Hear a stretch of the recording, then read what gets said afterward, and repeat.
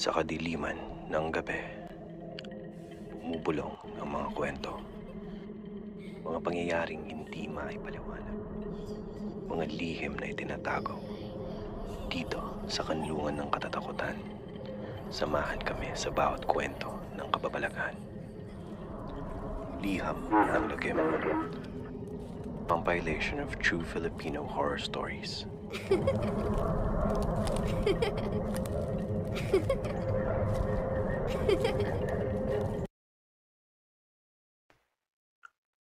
Si Lola at ang Maligno. Magandang araw po, Liham ng Lagim. Ako po ay nagsulat ng liham sa inyo, nagbabakasakali na ma-feature sa inyong programa. Ako po ay tagapakinig ng inyong programa. Nalilibang ako sa mga handog ninyong istorya. Lalo na't ngayon ay bakasyon dahil sa Pasko. Marami akong oras para malibang. Kung umabot man po ang liham na ito sa inyo, sana po'y magustuhan ng mga tagapakinig. Ang istorya pong ito ay patungkol sa aking yumaong lola. Siya po ay pumanaw dahil sa katandaan na din at dahil sa mga kaakibat na komplikasyon. Mga 5 taon na din ang nakakaraan. Ngunit ang mga pangyayaring naganap ay tila ba'y sariwa pa rin sa akin. Tawagin niyo po ako sa pangalang Roberto, 39 anyos. Naninirahan sa Davao. Elementary teacher sa aming lugar. Balik po muna tayo sa nakaraan. Dito ho ako sa Davao pinanganak. Kasama ko pong naninirahan ang 2 kong kapatid, sina Marie at June. Ako ang bunso sa aming 3. Kasama din namin sa bahay ang aking nanay at tatay. Sila noon ay may tindahan sa palengke. Ang lolo ko ay maagang namayapa. Hindi ko na siya naabutan. Maging ang lolo at lola ko sa aking father's side ay di ko na din naabutan. Ang tanging lola ko lang na nadatnan ay si Lola Milagros. Si Lola Milag ay tipikal na Pinoy na lola. Mapag-alaga sa mga apo. Ayaw na ayaw ni Lola noon na hindi kami kumakain sa tamang oras. At kung sa hapon naman ay pinapatulog kami. Palagi pa nga siyang may dalang hanger habang kami binabantayan matulog. Nakaupo lamang siya sa kanyang paboritong upuan habang nakikinig ng radyo. Tanda ko noon, ayaw na ayaw namin ang pagtulog sa hapon. Mas nais naming maglaro doon sa labas. Madalas nga kaming nagpapanggap na lang natulog eh. Pagkakagising namin noon, ay meron na agad nakahandang merienda para sa amin si Lola. Siya'y strikto, pero mapagmahal. Tanda ko noon mga taong 1992. Nasa mga 7 taong gulang ako noon. Dito ako may unang nasaksihang kakaiba sa aming bahay sa Davao. Tanda ko'y hapon noon. Ayun na nga at kanya-kanya kaming pwesto sa aming pagtulog o pagsiesta. Sa sahig lang na kahoy kami nakahiga noon. Ang kahoy kasi malamig. Bukas lang ang bintana at ramdam ko ang malumanay na dampi ng mga hangin. Na tila ba'y hinihele kami sa pagtulog. Tanaw ko ang bughaw na langit habang dumadaan ang mga ulap. Dahil sa tahimik ang paligid, ay dinig na dinig ko ang mga programa sa radyo. Sila nanay at tatay noon ay nasa tindahan sa palengke. Marie, June, gising ba kayo? Pabulong kong sambit. Ngunit walang emek galing sa aking mga kapatid. Siguro'y tulog na yung 2. Nakatalikod ako sa kanila noon. Nakaharap sa bintana. Si Lola na may nasa likod lang namin. Nakaupo lang siya sa kanyang upuan. Nag-iba ako ng posisyon noon. Kunwari natutulog pa din. Para sila'y aking maaninag. Yun nga, ay tulog ang aking dalawang kapatid, pati na din si Lola. Nais ko sanang pasimpleng tumayo at lumabas, ngunit baka magising si Lola. Minarapat ko na lang din na matulog. Papikit-pikit ako noon at sinusubukang matulog nang may marinig akong apak mula sa sala. Apak na tila papalapit sa aming kwarto. Binuksan ko ang aking mata. Subalit ay wala naman akong naaninag. Ang mga kapatid ko lang at Lola pa din ang nandoon. Pinikit ko ulit ang aking mga mata. Iniisip kong baka guni-guni lang yon. Aking napansin na para bang may kakaibang amoy sa paligid. Para bang amoy ng mangga. Ayun ulit, at biglang may yapak na naman. Ngayon, ay sigurado akong ito'y nagmumula na sa loob ng kwarto. Binuksan ko agad ang aking mga mata. Ngunit wala naman akong nakita. Nandun pa din si Lola. Mahimbing ang tulog. Pati na din ang aking mga kapatid.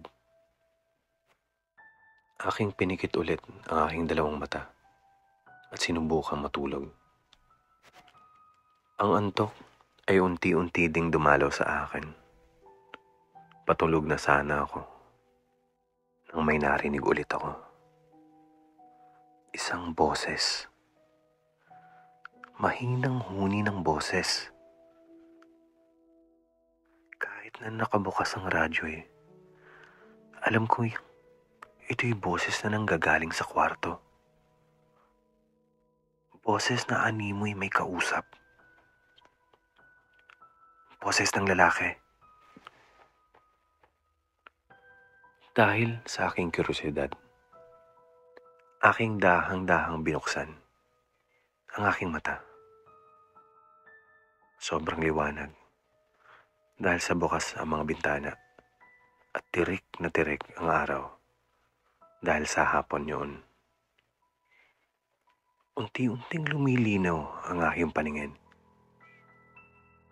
at laking gulat ko na yung aking unang naaninag ay paa.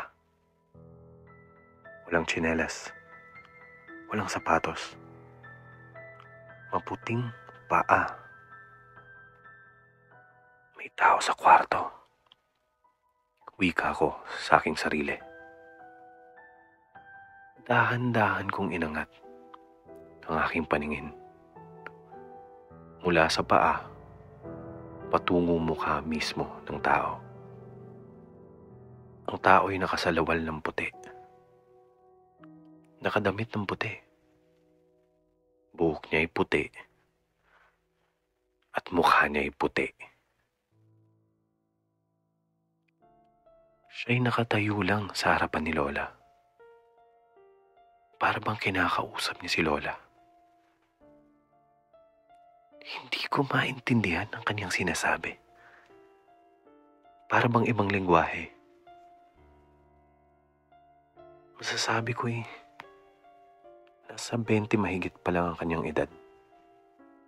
Binatilyo kung titignan. Mistiso ang postura. Para bang mga aktor na aking nakikita sa TV noon.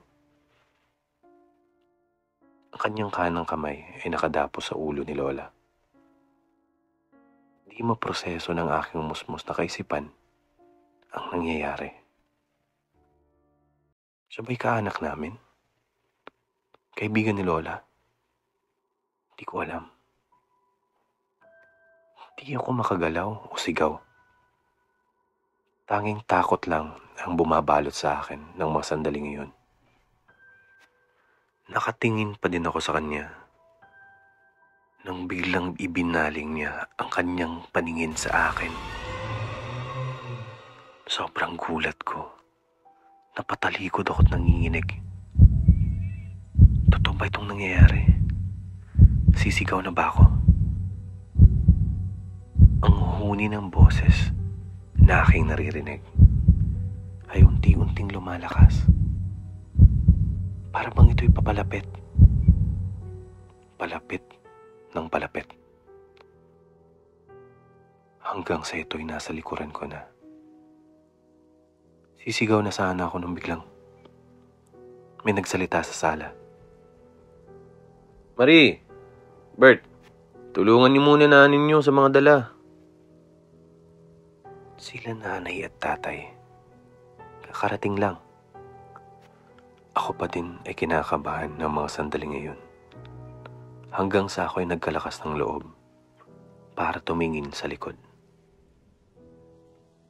Bigla akong tumalikod. At wala na ang lalaki. Kagigising lang ni Lola at ng aking mga kapatid. Dali-dali akong tumakbo sa labas para tignan kung may ibang tao. Pero wala akong nakita. Sinalubong ako ng aking mga magulang nang may pagtataka sa kanilang mga muka. Minarapat ko munang magsabihin ang aking nakita ng mga sandaling iyon. Kinagabihan, kunento ko sa nanay ang nangyari. Ang sabi niya lang ay, huwag ko na daw isipin masyado. Baka nananaginip lang daw ako. Kahit sa tatay din ay naikwento ko. Ngunit ganun din ang kanyang tugon sa akin. Ilang linggo at buwan din ang lumipas at walang nangyayaring kakaiba. Dumaan ang ilang taon. Siguro'y nasa third year high school ako noon.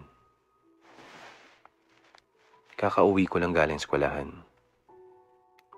Hinahanap ko sana si Lola kasi nakagawian kung kumustahin siya pagkakauwi ko.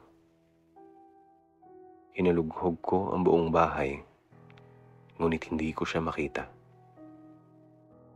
Pumunta ako sa aming bakuran. Minsan kasi siya ay nagwawalis doon. Dumiretso naman din ako sa likodan. Doon ay maraming puno. Malapit na sa talahiban. Ngunit di ko pa din siya makita. Papalis na sana ako nang mapansin kong may tsinelas. Dalawang tsinelas sa paanan ng isang malaking puno ng mangga. Akin itong nalapitan at aking napansin. Ito yung mga tsinelas ng aking lola. Hinulughog ko ang paligid ng puno. Ngunit siya di ko pa din matagpuan. Sa kalagitnaan ng aking paghahanap, ay aking naisipang tumingin sa taas ng puno.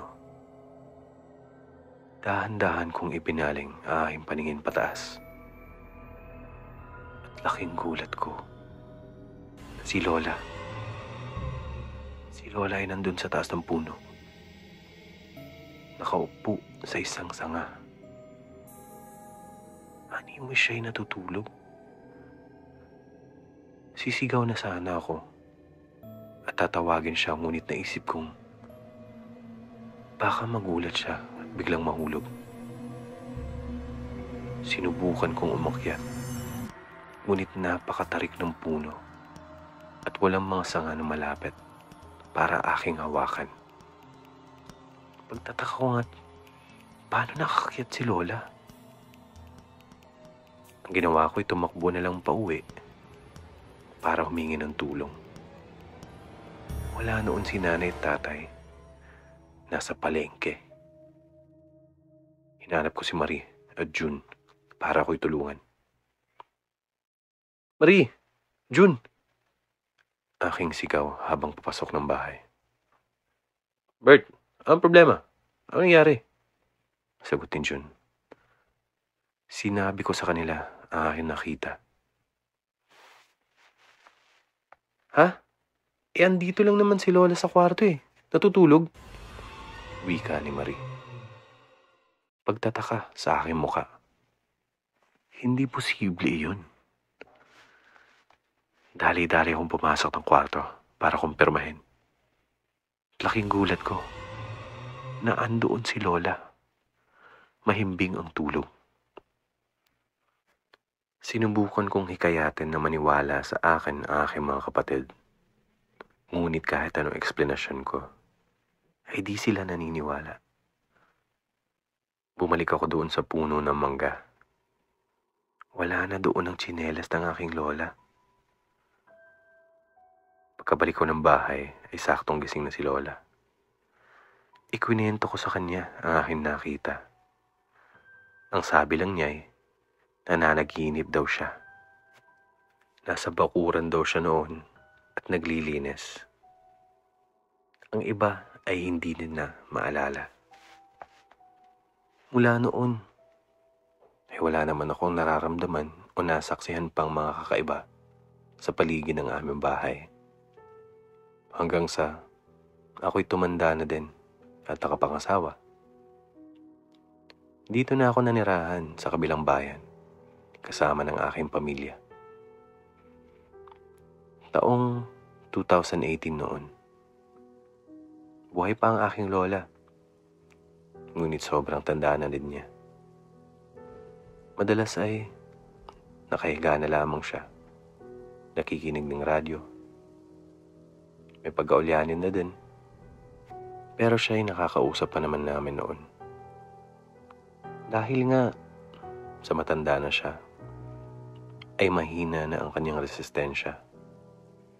Madalas siyang magkasakit at kung ano-ano pang komplikasyon. Umabot nga sa puntong nagpa-doktor si Lola. Binigyan naman siya ng mga gamot para araw-araw niyang inumin. Ngunit tila ba'y sumusuko na ang kanyang katawan. Madalas daw siyang binabangungot sa gabi, kwento na aking kapatid at nanay na kasama ni Lola sa bahay.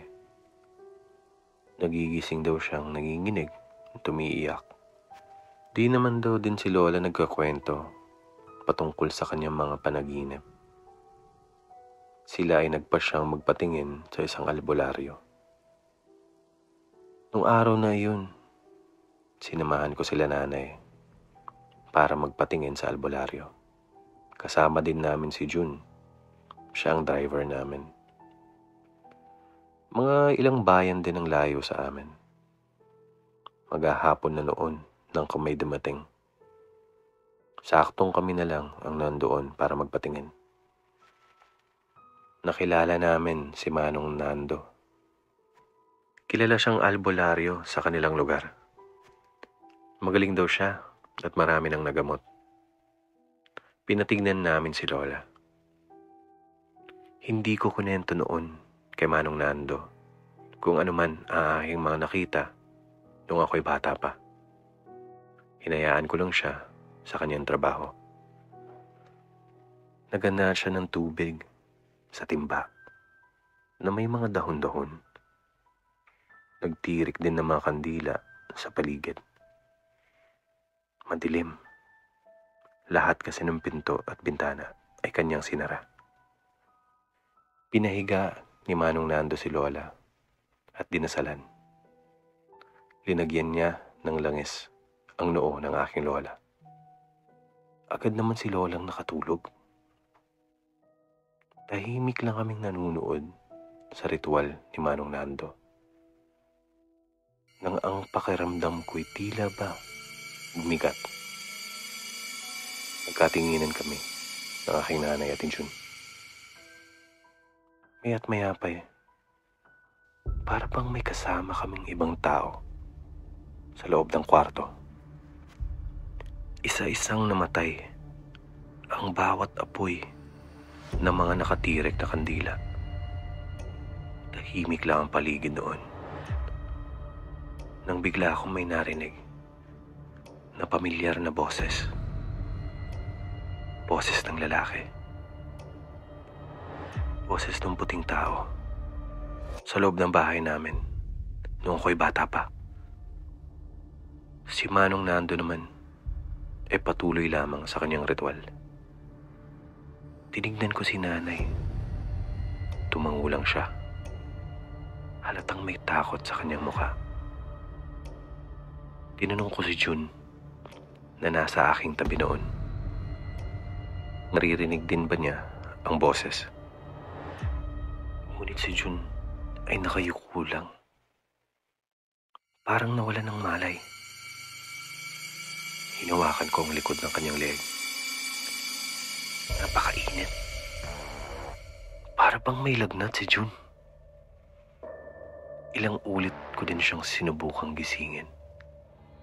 Nang biglang dahan-dahan niyang iangat ang kanyang ulo. Sabay sabi, "Konting panahon na lang at magkakasama na kami ni Milag." Sambit ni Jun habang ito'y nakatitig sa aming lola. Napapitaw ako agad sa aking hawak sa kanyang leeg at tumabi sa aking nanay. Gulat na gulat kami sa aming narinig. Punong-puno kami ng takot. Si Mang Nando ay walang alintanang sinunggaban agad si Jun. Sabay lagay ng balahibo ng manok sa paa ni Jun. Sinipit niya ito sa pagitan ng dalawang daliri ni Jun sa paa. Hinigpitan niya ito ng maigi at hindi niya binitawan. Sigaw ng sigaw ang aking kapatid. Para bang siya'y nasasaktan. "Huwag kayong mag-alala. Nahuli ko na ang gumagambala kay Aling Milag," wika ni Manong Nando. Nakahawak pa din siya sa sipet, habang si Jun naman ay namimilipit sa sakit. Ang boses ni Jun ay kakaiba. Sobrang lalim na. Alam kong hindi ito boses ni Jun. Sigaw siya ng sigaw na para bang gustong kumawala. Ang lola niyo'y ginagambala ng isang malignong kahoy nakatira sa puno ng mangga. Ito'y malapit lang sa inyong bahay, wika ni Manong Jun habang sinasalaysay sa amin. Ang maligno daw ay malakas. Hindi ito dali-daling natataboy. Dapat daw ay ilayo na lang namin ang aming lola sa bahay na iyon. Si Mang Nando daw ay pupunta sa amin bukas makalawa para magsagawa ng mga dasal at ritual. Sa gitna ng lahat ng komosyon, si Jun ay tumingin sa amin. Sabay sabi ng, "Mga hangal, hindi niyo kami may paghihiwalay ni Milag." Sambit ni Jun habang nakangiti at nanlilisik ang mata. Biglang bumukas ang mga bintana. Lumiwanag ang kwarto at kumalma ang paligid. Si Jun naman ay dahan-dahang nagising. Nag-init daw ang kanyang katawan at siya'y nawalan ng malay habang nagsasagawa ng ritual si Mang Nando. Nagtataka nga siya kung bakit daw parang pagod na pagod ang kanyang katawan at pawis na pawis. Ilang sandali pa at kami nagpa siya ng umuwi. Pagkarating namin sa bahay, may kunento ang nanay sa amin. Sa aming bahay daw sa Davao, ay diyan na talaga lumaki ang aming lola. Ancestral home, kumbaga. Mahilig daw si lola na maglaro noon at umakyat sa mga kakahuyan sa likuran namin, kasama mga kapatid niya. Isang beses daw ay umabot na ng hapunan at di pa rin bumabalik ng bahay si lola. Hinanap siya ng kanyang tatay noon at natagpuan daw siya sa taas ng puno ng mangga na malapit sa amin. Ikwinento ni lola nung bata siya. May lalaki daw na nasa binatilyong edad, maputi at maamo ang mukha ang nakalaro niya.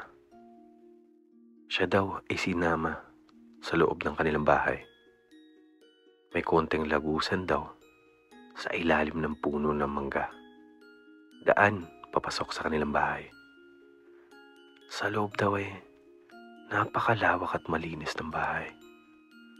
Punong-puno ng kasangkapan. Nag-iisa lang daw ang lalaking iyon sa loob. At nais daw nitong makalaro si Lola palagi. Binigyan siya ng inumin, kulay pula. Saktong iinumin na daw ni Lola. Nagbigla siyang magising. Akay-akay na ng tatay niya, pababa ng puno. Pagkatapos ay pinaputol daw ang punong manggang iyon. Simula noon, ay di na ginambala ang aming Lola. Nang marinig ko ito'y ako'y kinalabutan. Dahil nga sa alam kong ang taong nakita ko sa bahay noon ay malamang ang kaparehong tao na nasa kwento ni nanay.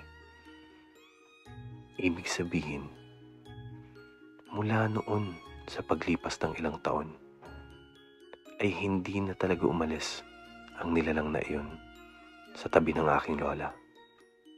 Kahit na nga nakapag-asawa na si Lola, ay palagi lang siyang nasa paligid at nakabantay kay Lola Milag.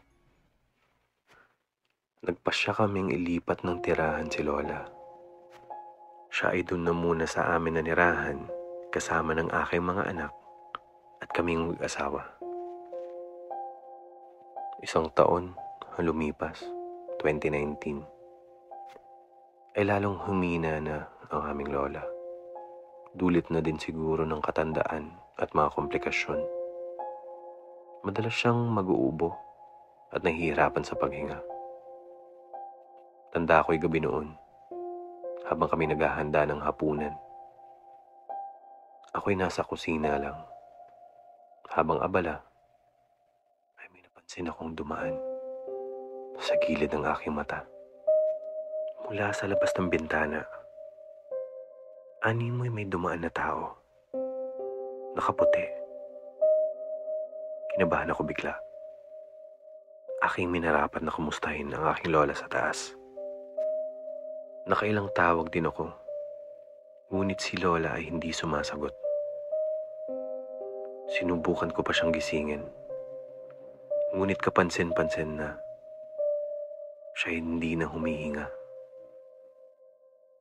Tatawag na sana ako ng ambulansya, subalit naisip kong huli na ang lahat. Nakakalungkot man ay pumanaw na ang aming Lola Milag. Ikwinento ko ang mga nangyari sa aking mga kapatid at napagpasyahan namin na ito ikonsulta sa mga pare. Sila daw ay araw-araw na bibisita upang mag-alay ng dasal. Sana'y kung asan man ngayon ang aking Lola, ay payapa siya at nasa tahimik. Hanggang dito na lang po at maraming salamat sa pakikinig.